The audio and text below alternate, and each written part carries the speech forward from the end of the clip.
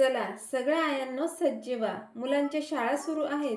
रोज रोज डब्याला काय द्यायचं हा प्रश्न प्रत्येक आईला पडतो. आज आपण मुलांच्या शाळेच्या डब्यासाठी 5 वेगवेगळ्या सकाळच्या घाईत लवकर होतील आणि मुलांनाही आवडतील अशा मस्त टिफिन रेसिपी पाहतोय. पहिली टिफिन रेसिपी बनवण्यासाठी 1 कप मूग डाळ 2 तासांसाठी पाण्यात भिजवून घ्यायची. ही डाळ तुम्ही रात्रीच पाण्यात भिजत ठेवली तरीही चालेल. डाळ भिजलेले हे पाणी काढून घेते, फेकून द्यायचं नाही, झाडांना घाला. डाळीतून संपूर्ण पाणी काढून घेतलेलं आहे. आता बॅटर करायचे. ही भिजलेली डाळ एका मिक्सर जारमध्ये काढून घ्यायची. त्यानंतर मुलांच्या आवडीनुसार हिरवी मिरची घालायची. अगदी 2च लसणीच्या पाकळ्या घालते. छोटासा आल्याचा तुकडा साल काढून काप करून घेतले ते घालायचं. अद्रक घातल्यानंतर अगदी थोडीशी पाव चमचा हळद सुद्धा आपल्याला घालायची. सुरुवातीला पाणी न घालता आणि नंतर गरजेनुसार पाणी घालून छान असं सरसरीत बॅटर करायचे. खूप सैलही करू नका आणि जास्त घट्ट ठेवण्याची गरज नाहीये. मस्त असं एकसारखं बॅटर करून घेतलं. छान स्मूथ अशी ही डाळ वाटली जाते. एका बाउलमध्ये काढून घ्यायचे. त्यानंतर यामध्ये घालायचे चवीनुसार मीठ. थोडंसं गाजर मी किसून घेतलंय, अगदी 2 ते 3 चमचे, आणि कोथिंबीर चिरून घेतली आहे. किसलेलं गाजर आणि कोथिंबीर यामध्ये घालायची. व्यवस्थित असं एकजीव करून घ्यायचे. आज आपण मस्त असे मुलांना आवडेल असे मूग डाळीचे धिरडी करतोय. यामध्ये चीज किंवा पनीर सुद्धा आपण घालू शकतो. कसं घालायचे ते मी तुम्हाला पुढे सांगणारच आहे, जेणेकरून ते मुलांना जास्तच आवडेल. तर मस्त असं बॅटर करून झालंय. धिरडी करून घेऊया. तवा गरम केलेला आहे, त्यावर तेल घालायचे थोडंसं आणि हे बॅटर आपल्याला घालायचे. धिरडी तुम्हाला किती लहान किंवा मोठी हवी आहेत त्यानुसार बॅटर घालायचे. तर इथे या पद्धतीने मी छोट्या छोट्या 2 पळ्या बॅटर घातलेलं आहे. हलकंसं हे बॅटर आपल्याला पसरून घ्यायचं आहे. खूप पातळही करणार नाहीये, मध्यम जाडीची ठेवणार आहे, जेणेकरून टिफिनमध्ये सुद्धा बसतील आणि वातड चिवट वगैरे होणार नाही. मस्त अशी जाळी सुटते. तरी पण आपण यामध्ये सोडा वगैरे काही घातलेला नाहीये. अगदी थोडंसं तेल घालते. यावर झाकण ठेवून कमी आचेवर 1-2 ते 3 मिनिटांची वाफ काढायची. मस्त अशी वाफ काढली. ही धिरडी आतपर्यंत मस्त अशी शिजली गेली की उलटून घ्यायची आणि दुसऱ्या बाजूने सुद्धा छान अशी भाजून घ्यायची.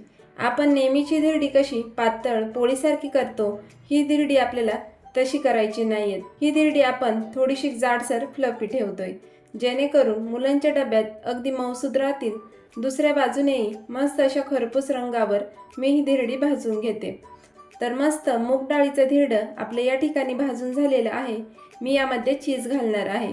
माझ्या विहानला चीज घालून आवडतं. तुमच्या मुलांना चीज आवडत नसेल तर तुम्ही थोडंसं पनीर किसून घालू शकता, म्हणजेच हे आणखीनच जास्त पौष्टिक होईल. किंवा असंच प्लेन दिलं तरीही चालेल, असंही हे खूप छान लागतं. इथे मी मॉझरेला डाईस चीज घेतलेलं आहे. थोडंसं चीज घातलं आणि हे धिरडं लगेच असं फोल्ड करून घ्यायचं. धिरडं गरम आहे, यामध्येच हे चीज आपलं मेल्ट होईल. पुढची सगळी धिरडी याच पद्धतीने करून घेते. या बॅटरमध्ये एक 5 ते 6 धिरडी तयार होतात. आणि मी सुद्धा सकाळच्या घाईत विहानच्या डब्यासाठी बनवली होती. म्हणजे खरंच घाई गडबडीत हे मुलांच्या डब्यासाठी बनवून होतात का हे मला तुम्हाला सांगता यावं, म्हणून मी ही धिरडी करून घेतली. थोडीशी गार झाली की मुलांच्या टिफिनमध्ये पॅक करायची. सोबतच टोमॅटो केचप किंवा मुलांच्या आवडीनुसार चटणी वगैरे देऊ शकता. चीज मस्त असं मेल्ट झालेलं आहे. थोडंसं गार झाल्यानंतर टिफिनमध्ये पॅक करायचं. दुसरी टिफिन रेसिपी बनवण्यासाठी मी इथे 1 कप बारीक रवा घेतलेला आहे. एका बाउलमध्ये काढून घ्यायचा. जाड किंवा बारीक कोणताही रवा घेऊ शकता. त्यानंतर यामध्ये 1 कप ताजं दही घालायचे. खूप आंबटही घेऊ नका, हलकंसं आंबट असेल तर चालेल. 1 कप साधं लो टेम्परेचरचं पाणी घेतलंय. किती पाणी लागेल ते मी तुम्हाला पुढे सांगेलच. दही जर जास्त घट्ट असेल तर सुरुवातीला रवा आणि दही चांगले एकजीव करून घ्या. आता थोडं थोडं पाणी घालून छान असं बॅटर करायचे. तर सुरुवातीला मी पाव कप पाणी घातलेलं आहे. छान असं मिक्स करून घेते एकजीव. आपण सगळं पाणी घातलं तर काय होईल, यामध्ये गाठी गुठळ्या तयार होतील आणि लम्प फ्री बॅटर होणार नाही. म्हणूनच अगदी थोडं थोडं करून पाणी घालायचं शक्यतो. 1 कप रव्यासाठी 1 कप पाणी लागत असतं. जाड रवा असेल तर एखादा चमचा पाणी जास्त लागेल. बारीक रवा असेल तर एखादा चमचा पाणी कमी सुद्धा लागू शकतं. तर 1 कपमधून माझं साधारण 1-2 टीस्पून पाणी उरलेलं आहे आणि हे बॅटर असं छान असं तयार झालं आहे. या पद्धतीचं आहे. मुरल्यानंतर घट्ट होईल. झाकण ठेवून 20 मिनिटांसाठी मुरण्यासाठी साईडला ठेवून देऊया. तोपर्यंत एक छोटासा तडका करायचा आहे. कढईमध्ये मी 2 चमचे तेल घेते. तुम्ही तुमच्या गरजेनुसार तेल कमी जास्त घेऊ शकता. अगदी थोडीशी मोहरी घालायची. मोहरी छान तडतडली की सोबतच बारीक चिरलेली हिरवी मिरची आणि आलं किसून घालायचं. आता तुमची मुले किती तिखट खातात यानुसार हिरव्या मिरचीचं प्रमाण तुम्ही ठरवू शकता. थोडीशी पांढरी उडदाची डाळ घालायची, साधारण 1 टीस्पून इतकी. खूप छान लागते या नाश्त्यामध्ये. हे छान असं एकजीव करून घ्यायचे. हलक्याशा तांबूस रंगावर परतून घ्यायचे. संपूर्ण साहित्य हलक्या तांबूस रंगावर परतून झालं की अगदी लहान आकाराचा बारीक चिरलेला कांदा घालायचा आहे. मोठा असेल तर अर्धाच घाला. थोडीशी कोथिंबीर घालायची. मध्यम आचेवर गुलाबी होईपर्यंत परतून घ्यायचे. खूप जास्तही ब्राऊन वगैरे करायचा नाही. कांदा हलकासा कच्चा, हलकासा गुलाबी या नाश्त्यामध्ये छान लागतो. तर इथे मी व्यवस्थित परतून घेते. कांदा आपला व्यवस्थित असा परतून झालेला आहे. गॅस बंद करूया आणि 5 मिनिट गार होण्यासाठी बाजूला ठेवूया. तर इथे पाहू शकता आपण रव्याचं मिश्रण मुरण्यासाठी बाजूला ठेवलं होतं. 15 ते 20 मिनिट रव्याने छान असं पाणी शोषून घेतलेलं आहे. रवा मस्त असा फुललेला आहे आणि हे आधीपेक्षा थोडंसं घट्टसर झाले. आता हे भिजलेलं मिश्रण एका मिक्सर जारमध्ये काढून घ्यायचे आणि यामध्ये काहीच न घालता मिक्सरला छान असं फिरवून घ्यायचे. म्हणजे एकसारखं स्मूथ असं आपलं बॅटर तयार होईल. हा नाश्ता कळत सुद्धा नाही की रव्यापासून तयार केलेला आहे. इतका मस्त लागतो. तर हे मिक्सरला फिरवून परत बाउलमध्ये काढलं. यामध्ये चवीनुसार मीठ घालायचंय. तयार केलेला तडका हलकासा गार झालाय तो यामध्ये घालायचा आहे. हवं तर तुम्ही यामध्ये गाजर, शिमला मिरची, अजून तुमच्या आवडीच्या भाजीपाला यामध्ये घालू शकता. व्यवस्थित एकजीव करून घ्यायचे. या तडक्यामुळे या नाश्त्याला चव खूप छान लागते. मी यामध्ये आणखीनच थोडीशी कोथिंबीर घालते. मस्त इथे आपले हे बॅटर तयार झालेलं आहे. शेवटी फक्त यामध्ये पाव चमचा खायचा सोडा घालायचा आहे. म्हणजे तयार होणारा नाश्ता मस्त असा फ्लफी जाळीदार तयार होतो. आज आपण बन डोसा बनवतोय. 1 टीस्पून पाणी घालते. पाव टीस्पून सोडा घातलेला आहे. सोडा नसेल घालायचा तर 1 टीस्पून यामध्ये इनो घातला तरीही चालेल. हे संपूर्ण मिश्रण पुन्हा एकदा छान असं मी एकजीव करून घेतलंय. आपल्या इथे बन डोसा करण्यासाठी बॅटर तयार झालेला आहे. आता बन डोसा करून घेऊया. तर बन डोसा करतोय तर व्यवस्थित आकार त्याला या कढईमध्येच येईल. तुमच्याकडे तडका पॅन असेल तर तुम्ही ते सुद्धा वापरा. लोखंडी किंवा नॉनस्टिकचं घेऊ शकता. त्यामध्ये थोडंसं तेल घालायचं. आत्ताच मी यामध्ये कांदा परतवला होता त्यामुळे हे मस्त असं ग्रीस सुद्धा झालेलं आहे. कढई व्यवस्थित गरम झाली की यामध्ये 1 चमचा तेल घालायचं. तेल गरम झालं की त्यानंतर यामध्ये 2 छोट्या पळ्या बॅटर घालायचे. पळी मोठी असेल तर 1 चमचा घाला. परफेक्ट असा बन डोशाचा आकार येतो. यावर झाकण ठेवायचं आणि कमी आचेवर 3 ते 4 मिनिटांची वाफ काढायची. हे कोरडं होईपर्यंत 2 ते 3 मिनिट मध्यम आचेवर वाफ काढूया. तुम्ही पाहू शकता हा बन डोसा किती छान असा फुललेला आहे. वरतून थोडासा ड्राय सुद्धा झालेला आहे. त्यानंतर उलटून घ्यायचा. सहज निघतो. अजिबात कढईला खाली चिकटत वगैरे नाही. दुसऱ्या बाजूने झाकण न ठेवता भाजून घ्यायचं आहे. गरज वाटल्यास थोडंसं तेल सोडू शकता. अजिबात याला जास्तीचं तेल वगैरे होत नाही. झाकण ठेवून मध्यम आचेवर आपण 3 ते 4 मिनिटांची वाफ काढतो म्हणून आतपर्यंत मस्त असा शिजला जातो. मस्त असा जाळीदार होतो आणि फ्लफी सुद्धा. दुसऱ्या बाजूने मस्त असा खरपूस भाजून घ्यायचा आहे. मुलांना असे वेगवेगळे पदार्थ डब्यात दिले ना खूप आवडतात. हलकेसे गार झाले की मुलांच्या टिफिनमध्ये पॅक करायचे. तर इथे बन डोसा थोडासा गार झालेला आहे. आता आपण पॅक करूया. गार झाल्यानंतर चवीला अजूनच अप्रतिम लागतो. टोमॅटो केचप किंवा हिरव्या चटणीसोबत तुम्ही सर्व करू शकता. दिसायलाही किती सुंदर दिसतात. चवीला तर अप्रतिम लागतात. त्यामुळे तुम्ही सुद्धा एकदा नक्की ट्राय करून बघा. आता तिसरी टिफिन रेसिपी बनवण्यासाठी पालक मी रात्रीच निवडून ठेवला होता. पातेल्यामध्ये पाणी गरम झालेलं आहे. यामध्ये निवडलेला पालक घालायचा. हा मी पहिल्यांदाच स्वच्छ धुवून घेतला होता. उकळत्या पाण्यामध्ये फक्त मिनिटभरासाठी याला ब्लँच करून घ्यायचे. 1 मिनिटापेक्षा जास्त वेळ शिजवू नका, नाहीतर पालकाचा रंग काळपट पडू शकतो. तर इथे मी 1 मिनिट याला छान असं शिजवून घेतलं आहे. लगेच गॅस बंद करायचा. हा पालक काढून 5 मिनिट गार पाण्यामध्ये ठेवायचा, म्हणजे त्याची कुकिंग प्रोसेस थांबते. आणि मग पाण्यातून काढून घ्यायचं आणि मिक्सर जारमध्ये याला गरजेनुसार पाणी घालून छान अशी बारीक याची प्युरी तयार करून घ्यायची. तर इथे अजिबात पाणीसुद्धा मला लागलं नाही.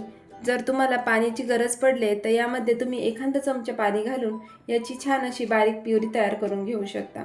इथे पालक प्युरी तयार करून झाली. आता इथे मी 2 वाटी गहू पीठ घेतले, त्यात चिमूटभर मीठ घालायचे. आता यामध्ये ही पालक प्युरी घालून छान असं हे पीठ मळून घ्यायचे. मध्यम मळायचे, खूप घट्टही नाही आणि खूप पातळही नाही. सुरुवातीला मी संपूर्ण पालक प्युरी यामध्ये घातलेली आहे आणि त्यानंतर लागेल तसं गरजेनुसार पाणी घालायचे. तर त्याच मिक्सरच्या जारमध्ये मी पाणी घातले, जेणेकरून सगळी लागलेली पालक प्युरी निघून जाईल आणि मस्त असं हे पीठ मळून घेते. आता आपण आलू पालक पराठा करतोय. तर इथे पालक तुम्ही रात्रीच ब्लँच करून ठेवला आणि सकाळी उठून प्युरी केली तरीही चालेल. तुम्हाला खूपच सकाळी टिफिन करावं लागत असेल तर थोडंसं तेल घालून मिनिटभर मळून घ्यायचं. अगदी छान स्मूथ इथे पीठ मळून घेतलंय की पालक पराठे मस्त असे टम्म फुगतात. झाकून 10 ते 15 मिनिट मी हे बाजूला ठेवून देते. इथे 5 बटाटे उकडून साल काढून घेतलेत. बटाटे सुद्धा हवं तर तुम्ही रात्रीच उकडून साल काढून ठेवू शकता. हे उकडलेले बटाटे गार झाल्यानंतर किसून घ्यायचे. बटाटे किसून झाल्यानंतर यामध्ये चिरून घेतलेली कोथिंबीर घालायची आणि काही मसाले घालायचे. पाव चमचा हळद घालायची. त्यासोबतच मुलांच्या आवडीनुसार लाल तिखट घालायचं आहे. अर्धा चमचा जिरे पावडर किंवा भाजलेली जिऱ्याची पूड तुम्ही ते वापरू शकता. हवं तर थोडीशी आमचूर पावडर किंवा चाट मसालाही घालू शकता. चवीनुसार मीठ घालायचं आणि हे व्यवस्थित असं मिक्स करून घ्यायचे. हातानेच मिक्स करून घेते, म्हणजे मग इथे आपले छान असे आलू पराठे तयार होईल. पीठ आपलं छान असं मुरलेलं आहे. मसालाही तयार झालेला आहे. लगेचच पराठे करून घेऊया. तर चपातीपेक्षा थोडासा छोटा गरजेनुसार गोळा काढून घ्यायचा. तत्पूर्वी हे पीठ मळून एकसारखं करायचं. रंग काय सुरेख आलाय तुम्ही ते पाहू शकता. एकसारखा गोल करून घ्यायचा आणि थोडं सुकं गव्हाचं पीठ लावायचे. त्यानंतर आपण पुरणपोळी करण्यासाठी कशी पारी करून घेतो त्याच पद्धतीची पारी करून घ्यायची. म्हणजेच मध्यभागी थोडीशी जाडसर आणि कडेने पातळ ठेवायची, म्हणजे पराठा करताना फुटत नाही. पारी करणं तुम्हाला जमत नसेल तर छोटीशी पुरी लाटून घेतली तरीही चालेल. तयार केलेला आलू मसाला यामध्ये घालायचा. इतक्या मिश्रणामध्ये 4 पराठे तयार होतात. मुलांचा डब्बा आणि 1 ते 2 जणांचा नाश्ता सुद्धा होऊ शकतो. या पद्धतीने हा गोळा व्यवस्थित असा बंद करायचा. जसं आपण पोळीचा करतो अगदी त्याच पद्धतीने. आपण ही कणिक काही जास्त वेळ मुरू दिलेली नाहीये किंवा मसालासुद्धा अगदी झटपट बेसिक साहित्यामध्ये तयार केलेला आहे. म्हणूनच सकाळी सकाळी हे पराठे करणं खूप सोपे आहे. छान असा गोळा बंद केला. सुकं गव्हाचं पीठ लावलं सुरुवातीला. बोटांनी हा गोळा पसरट करून घ्यायचा. त्यानंतर हलकाशा हाताने मध्यम जाडीचा पराठा लाटून घ्यायचा. आपण नेहमी आलू पराठे मुलांसाठी करतच असतो, पण पालक खायचं म्हटल्यावर मुले तितक्याच आवडीने खात नाहीत. म्हणूनच अशी पिठामध्ये मिक्स केली ना तर पालकसुद्धा खाल्ली जाते. तर इथे आज आपण आलू पालक पराठा करतोय. तो मी बीटरूटची प्युरी घालून तसं पीठ मळलं तर बीटरूट आलू पालक पराठा केला तरीही चालेल बरं का. किंवा बटाट्यामध्ये पनीर किसून घातलं तर आलू पनीर पराठा सुद्धा तुम्ही करू शकता. पराठा छान इथे मी लाटून घेतला आहे. 2 पराठे सोबतच लाटून घेते, कारण तवा अजून गरम झालेला नाही. पराठा लाटून झाला की भाजून घेऊया. पहिला पराठा आहे म्हणून तवा गरम झाल्यानंतर तेल लावलं. पराठा घातला की एका बाजूने हलकासा भाजल्यानंतर उलटून घेतला आणि दुसऱ्या बाजूनेही छान असा भाजून घेते. पराठा नेहमी मोठ्या आचेवर भाजायचा, म्हणजे एकसारखा लवकर भाजला जातो, मस्त असा फुलला जातो, वातट चिवट वगैरे होत नाही. याची लेयर अगदी पातळ असते म्हणून मस्त असा भाजला जातो. गरजेनुसार तेल किंवा तूप लावू शकता. फुग्यासारखा टम्म फुगलेला आलू पालक पराठा तयार झालेला आहे. एखाद्या जाळीव काढून घ्यायचा. थोडासा गार झाल्यानंतर मुलांच्या डब्यात भरायचा, म्हणजे वाफ धरून ओलसर सुद्धा होत नाही आणि गार झाल्यानंतर चवीला अगदी अप्रतिम लागतो. सकाळ सकाळी झटपट होतील बरं का. याच पद्धतीने बाकीचे सगळे पराठे मी करून घेते. एकूण एक पराठा मस्त असा टम्म फुगलेला आहे. काहीही जास्तीचा फापट पसारा झंझट न करता पराठे मस्त असे तयार होतात. पराठे करून घेते. गार झाले की मग तुम्हाला दाखवते. तुम्ही सुद्धा तुमच्या मुलांच्या डब्यासाठी या रेसिपी जरूर ट्राय करून बघा. आठवण करून देते, रेसिपी आवडत असतील तर पटकन एक लाईक करा. पराठे गार झाल्यानंतर मी याचे तुकडे करून घेतले, 4 भाग करून घेतले आहेत. आता टिफिनमध्ये ठेवूया. गरम गरम ठेवू नका, शक्यतो घाम वगैरे येतो, पराठा खराब होण्याची शक्यता असते. विहानला यासोबत फुटाणे हवे होते, त्यामुळे साईडच्या डब्यामध्ये ते दिलेत. मस्त टिफिन तयार झाला आहे. चौथी टिफिन रेसिपी खूप छान इंटरेस्टिंग आहे. विकेंडला वगैरे आपण करू शकतो. आठवड्याच्या शेवटी त्यांना त्यांच्या आवडीचं दिलं ना, मुलेसुद्धा खुश होतात. 4 ते 5 बटाटे कुकरमध्ये उकडून घेतले आणि कुकरमध्येच एका डब्यामध्ये गाजराचे काप आणि मटार ठेवले होते. ते सुद्धा छान असे उकडले गेले आहेत. त्यामध्ये पाणी घालायचं नाही, थोडंफार पाणी गेलं तरीही चालेल. एका बाउलमध्ये 1 कप पोहे घेतले आहेत. साधे आपले कांदे पोहे करण्यासाठी वापरतो ते पोहे 2 ते 3 वेळा स्वच्छ धुवून घेतले. यामध्ये साधारण 1 ते 2 चमचे पाणी शिंपडायचं आहे. 5 मिनिट हे पोहे भिजण्यासाठी बाजूला ठेवूया. तोपर्यंत बटाट्यांचं साल काढून घेतलं. यामध्ये उकडलेले गाजर आणि मटारसुद्धा घातली. आता हे छान असं मॅशरने आपल्याला मॅश करून घ्यायचे, फक्त बटाटे व्यवस्थित मॅश होईपर्यंत. तुम्हाला सकाळ सकाळी हे उकडणं जमणार नसेल तर तुम्ही रात्रीच हे बटाटे, गाजर आणि मटार उकडून मॅश करून वगैरे ठेवलं ना एका हवाबंद डब्यामध्ये, फक्त सकाळी पुढचं साहित्य घालायचं आणि नाश्ता तयार करायचा. आता हे छान असं मिक्स करून झाले. यामध्ये बारीक चिरलेली कोथिंबीर घालायची, साधारण 1 मूठभर कोथिंबीर घालायची. कोथिंबीर थोडीशी जास्त घातली की चवीला खूप छान लागते. आता यामध्येच काही बेसिक मसाले घालायचे. इथे मी 1.5 चमचे आमचूर पावडर घालते. तुम्ही याऐवजी धना पावडर घालू शकता. त्यानंतर 1 चमचा चाट मसाला, 1 चमचा लाल तिखट, अर्धा लिंबाचा रस घालायचा. लिंबाच्या रसामुळे चव खूप छान लागते. सोबतच चवीनुसार मीठ आपल्याला यामध्ये घालायचे आणि जे पोहे आपण धुवून अगदी 2 चमचे पाणी घालून भिजवले होते ते पोहे यामध्ये घालायचे. आज आपण पोहा कटलेट करतोय किंवा व्हेज पोहा कटलेट आपण म्हणू शकतो. छान असे भिजलेले पोहे घालून व्यवस्थित मिक्स करायचे. पोहे घातल्यानंतर या कटलेटला छान असं बाइंडिंग येतं. बटाटा आणि भाज्यांमधलं जे मॉइश्चर आहे ते पोह्यांमुळे शोषलं जातं आणि छान असा डो आपला इथे तयार होतो. व्यवस्थित मळून मळून डो तयार करून घ्यायचा आहे. पाणी वगैरे अजिबात जास्तीचं घालायचं नाही, कारण पोहे धुताना ते थोडंसं पाणी शोषतात. 1-2 चमचे पाणी पुरेसं होतं. डो तयार झाला, जरा वेळ बाजूला ठेवू. एक स्लरी तयार करायची आहे, तर 3 ते 4 चमचे गहू पीठ घेतलं. त्यामध्येच अगदी 2 चमचे मीठ घालायचे आणि थोडं थोडं पाणी घालून मध्यम थिक अशी स्लरी तयार करायची आहे. तर इथे आपण गहू पीठ वापरले. गहू पिठाने ही परफेक्ट स्लरी तयार होते आणि नाश्ता जबरदस्त असा तयार होतो. स्लरी आपली तयार झाली. इथे मी शेवई घेतलेली आहे. माझ्याकडे ही शेवई आहे, हिला मी अशी चुरून घेते. तुम्ही याऐवजी ब्रेड क्रम्स वापरू शकता, म्हणजेच ब्रेड आणून मिक्सरला बारीक करून घ्यायचे. काही न घालता ब्रेड क्रम्स तयार होतात. पण माझ्याकडे आज ही खीरसाठीची, शीरखुर्मा वगैरे करण्यासाठीची बारीक शेवई आहे, ती मी हाताने अशी चुरून घेतली, क्रश करून घेतली. चला आता आपण पोहा कटलेट तयार करून घेऊया. हाताला थेंबभर तेल लावूया. मिश्रण 5 मिनिट मुरलं की मग सगळे मसाले, मीठ सगळ्यांची छान अशी मिसळ होते. छोटा छोटा गोळा घ्यायचा आहे आणि छान असे कटलेट तयार करून घ्यायचे. एकसारखे करायचे, खूप जाडही नाही आणि खूप पातळही नाही. तुम्हाला मी यांना सांगेलच. शॅलो फ्राय करायचे ते कसे करायचे आणि डीप फ्राय करायचे असतील तर ते कसे करायचे. एअर फ्राय सुद्धा तुम्ही याला करू शकता. मस्त असे हे कटलेट तयार करून घेते. इतक्या मिश्रणामध्ये 9 कटलेट तयार होतात. कधी कधी आठवड्यातून चालतो असा मुलांच्या आवडीचा किंवा त्यांना कधी कधी स्पेशल टिफिन द्यायचा असतो, पार्टी टिफिन, करून घेतले बेस्ट. तयार केलेल्या गहू पिठाच्या स्लरीमध्ये हे कटलेट डीप करून घ्यायचे आणि त्यानंतर आपण जी शेवई बारीक करून घेतली आहे त्यामध्ये कोट करून घ्यायचं. एकदा डीप करून घेतलं की त्यानंतर मग त्यावर कोट करून घ्यायचं. शेवई छान अशी चिकटली जाते. मस्त हे क्रिस्पी व्हेजिटेबल पोहा कटलेट तयार होतात. परत सांगते, शेवई नसेल तर ब्रेड क्रम्स तयार करून घेतले तरीही चालेल. सगळेच कटलेट या पद्धतीने मी स्लरीमध्ये डीप करून शेवईमध्ये कोट करून घेते. इथे आपले कटलेट तयार झालेले आहेत. मी आज डीप फ्राय करणार आहे, कारण जेव्हा मी या टिफिन रेसिपी शूट केल्या त्या दिवशी आठवड्याचा शेवटचा दिवस होता, म्हणून मला त्याला पार्टी टिफिन द्यायचा होता, म्हणून मी हे कटलेट तयार केले आहेत. तुम्ही सुद्धा मुलांना देऊ शकतात. मस्त असे चांगल्या गरम तेलामध्ये मीडियम फ्लेमवरती छान अशा सोनेरी रंगावर तळून घ्यायचे. गार तेलामध्ये घालू नका, नाहीतर तेलकट होतील.